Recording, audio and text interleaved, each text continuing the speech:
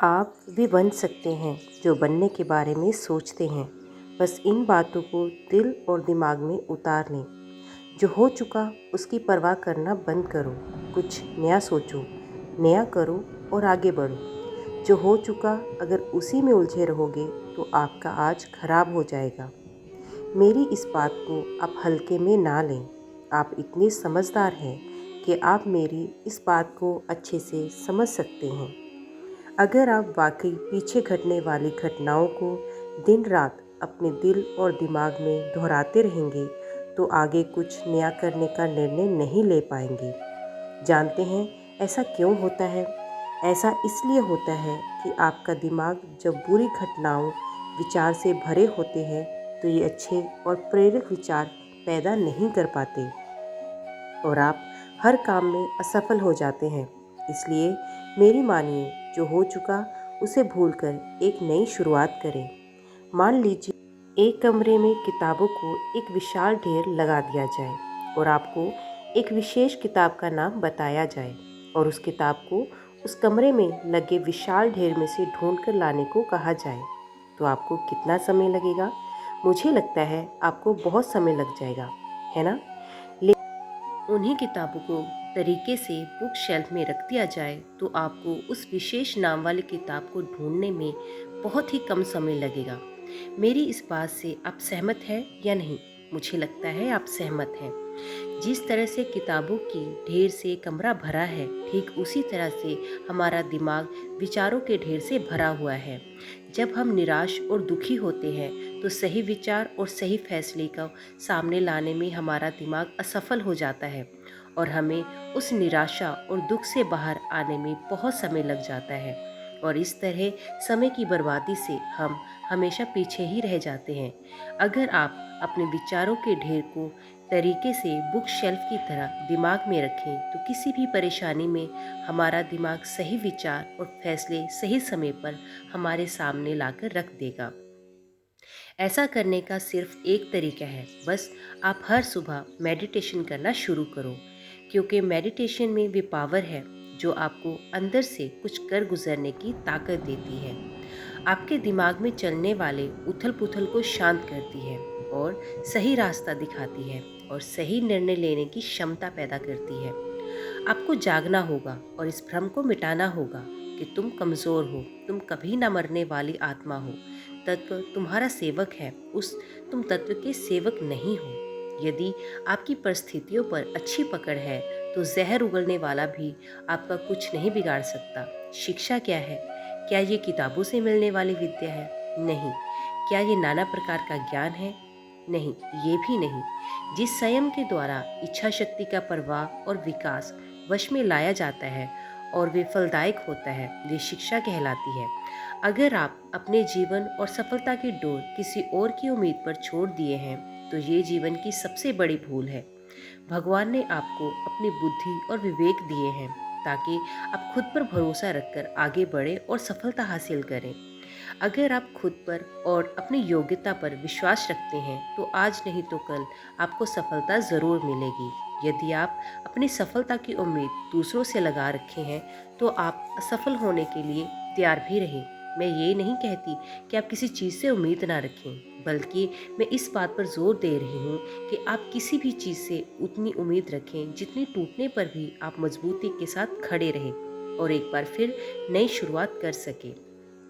किसी काम में बार बार फेल होने से डरिए मत। आप जिस भी काम में हाथ डालते हैं आप हर बार फेल हो जाते हैं और फेल होने के डर से आप एक नया काम शुरू करने से कतराते रहते हैं और आपका पूरा जीवन इस डर में ही निकल जाता है कि आपने अगर कोई नया काम शुरू किया तो वे भी फेल हो जाएगा।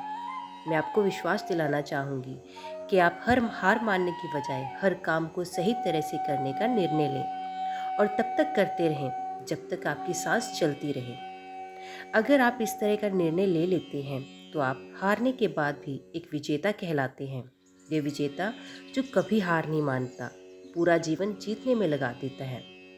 यदि आप हार के बाद इस डर से शुरुआत नहीं करते कि आप एक बार फिर हार जाएंगे, तो आप ये मान लीजिए कि आप जिंदा होते हुए भी एक मरे हुए व्यक्ति के समान हैं, जिससे एक नई शुरुआत की उम्मीद नहीं की जा सकती। यदि आप मेरी बात से सहमत हैं तो आप किसी काम में बार बार फेल होने से डरें, न बल्कि हर बार उस काम को सही तरह से करने की योजना बनाएं। फिर देखिए, आपको हर काम में सफलता मिलेगी। अगर आप चाहते हैं कि आपका हृदय पवित्र है और उसमें भगवान का वास हो, तो आपको बस ये करना है कि आप दूसरों की मदद करें, किसी की निंदा ना करें। अगर आप किसी की मदद के लिए हाथ बढ़ा सकते हैं तो ज़रूर बढ़ाएं। अगर नहीं बढ़ा सकते तो अपने हाथ जोड़िए, अपने भाइयों का आशीर्वाद दीजिए और उन्हें उनके मार्ग पर जाने दीजिए। गलती करना इंसानी फितरत होती है, इसलिए आप गलती करके खुद को कभी कोसिए मत। क्या आप गलती हो जाने पर खुद को कोसते हैं? यदि हाँ, तो बहुत बड़ी गलती कर रहे हैं। इस गलती का परिणाम ये है कि आपका पूरा जीवन बर्बाद हो जाएगा। वो कैसे? तो मैं आपको बताना चाहूँगी कि गलती करना इंसानी फितरत होती है। जो कभी गलती नहीं करता, वो कभी कुछ नहीं सीखता।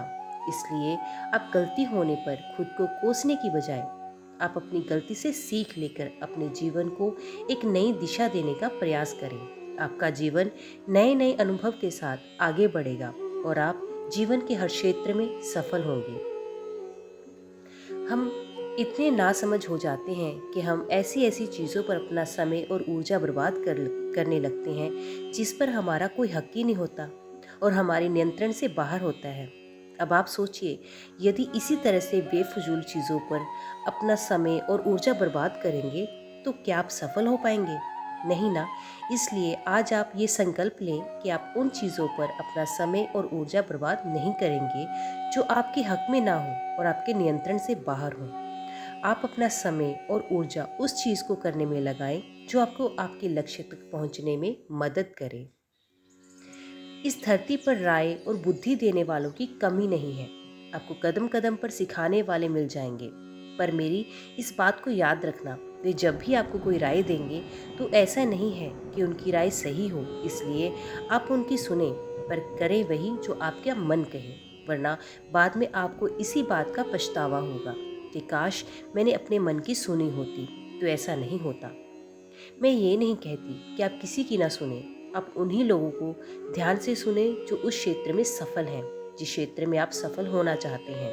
क्योंकि जब कोई सफल व्यक्ति आपको कुछ सुनाएगा तो उसकी बातों में वे सच्चाई और स्पष्टता होगी जिसकी आपको सफल होने के लिए जीवन में ज़रूरत पड़ेगी।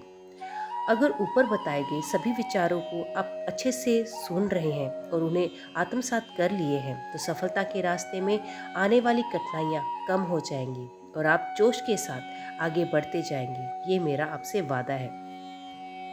यदि आप बड़बोले हैं तो आप ठहर जाइए, क्योंकि अधिक बोलने वाले लोग अपनी एनर्जी और दिमाग दोनों खराब कर लेते हैं, जिसके परिणाम स्वरूप वे अपनी एकाग्रता और किसी काम को करने की ऊर्जा दोनों खत्म कर लेते हैं और जीवन भर सिर्फ बोलकर ही खुद को साबित करने की कोशिश में लगे रहते हैं। मेरी मानिए और आज से ही बोलना कम करो। ज़्यादा बोलने से एनर्जी और दिमाग दोनों खराब होता है। इसलिए आप अपनी एनर्जी और दिमाग की ताकत को अपने लक्ष्य को हासिल करने में लगाओ। आप सफल हो जाओगे। आज से आप किसी भी चीज़ के बारे में चिंता करना छोड़ देंगे। आप किसी भी चीज़ को लेकर चिंता करना छोड़ दीजिए, क्योंकि हमारी चिंता कोई और कर रहा है। इसलिए आप चिंता छोड़ दो। उस काम पर पूरा फोकस लगा दीजिए जिसे आप अपने जीवन को बेहतर बनाने के लिए करना चाहते हैं। अगर ये सब करते हुए आपके साथ कुछ भी बुरा हो जाता है तो भी आपको बिना रुके अपनी मंजिल तय करनी होगी, आगे बढ़ना होगा, क्योंकि हमारे साथ जो कुछ भी बुरा या अच्छा होता है ये सब कुछ पहले से ही तय होता है। इसलिए इस बारे में चिंता करके आप अपना समय बर्बाद करेंगे तो कुछ नहीं। भलाई हमारी इसी में है कि हमें बिना परेशान हुए अपने बहुमूल्य काम को तय सीमा पर पूरा कर लेना चाहिए। भगवान हमारे बारे में सब कुछ पहले से तय करके रखे हुए हैं, बस हमें चिंता छोड़ देनी चाहिए। लगातार प्रयास करते रहना चाहिए। अंत में हमें जो मिलना है वो मिल ही जाएगा। इस कहानी के माध्यम से आप ऊपर वाले की मर्जी को समझें। दो लड़के एक आश्रम में काम करते थे। वे दोनों अपने गुरु की दिन रात सेवा करते थे। उन दोनों लड़कों में से एक लड़के की बहन की शादी तय हो गई। वे अपने बहन की शादी की तैयारी बहुत ही धूमधाम से करना चाहता था, पर उसके पास पैसे नहीं थे। उनकी स्थिति को उनके गुरु बहुत अच्छे से जानते थे, पर वो भी उनकी मदद नहीं किए। सिवाय जब दोनों लड़के गांव जाने के लिए तैयार हुए तो गुरु ने उस लड़के को 5 अनार दिए, जिसकी बहन की शादी थी। गांव जाते समय 5 अनार पाकर लड़का बहुत दुखी था। उसे तो पैसों की जरूरत थी, वे अनार का क्या करेगा। उसे अपने गुरु पर बहुत गुस्सा आ रहा था। जब दोनों लड़के गांव की तरफ जा रहे थे तो रास्ते में राजा के सैनिक इस बात की घोषणा कर रहे थे कि क्या किसी के पास अनार है? राजा को इसकी बहुत ज़रूरत है। हमने बहुत प्रयास किया पर हमें इस क्षेत्र में कहीं भी अनार नहीं मिला। राजा की बेटी बहुत बीमार है, उसे दवा के लिए अनार की ज़रूरत है। दोनों लड़कों ने सोचा, हमें अनार की कोई ज़रूरत नहीं है, ये अनार हम राजा को दे देंगे और उनकी बेटी का अच्छा इलाज हो जाएगा। दोनों लड़कों ने अनार होने की बात सैनिक को बताई। सैनिक उन दोनों लड़कों को लेकर राजमहल पहुंचे और लड़कों ने अनार राजा को सौंप दिया। राजा ने इन्हें इसके लिए बहुत सारा इनाम दिया, पैसा, जेवरात और भी बहुत कुछ। उस लड़के की बहन की शादी बहुत धूमधाम से हो गई। अब उस लड़के को इस बात पर बहुत अफसोस हो रहा था कि वे बिना सोचे समझे अपने गुरु को कोस रहा था और उन्हें भला बुरा कह रहा था। मुझे आशा है कि आपको ये कहानी अच्छे से समझ आ गई होगी। हमें कभी चिंता नहीं करनी चाहिए, हमारी चिंता कोई और कर रहा है। मैं आशा करती हूँ कि आपको ये मोटिवेशनल स्पीच को मन लगाकर सुने होंगे, और अगर हाँ तो इसको अपने जीवन में उतार लीजिए, क्योंकि यदि आप ऐसा करेंगे तो आपको सफल होने से कोई नहीं रोक सकता। तो आप संकल्प कीजिए कि आप बताए गए सिद्धांत पर चलकर सफलता हासिल करेंगे। तो दोस्तों, अगर वीडियो पसंद आई हो तो वीडियो को लाइक और चैनल को सब्सक्राइब ज़रूर कीजिएगा। तो मिलते हैं अगली वीडियो के साथ। तब तक के लिए देखते व सुनते रहिए। जय माँ कंजक, जय माता दी।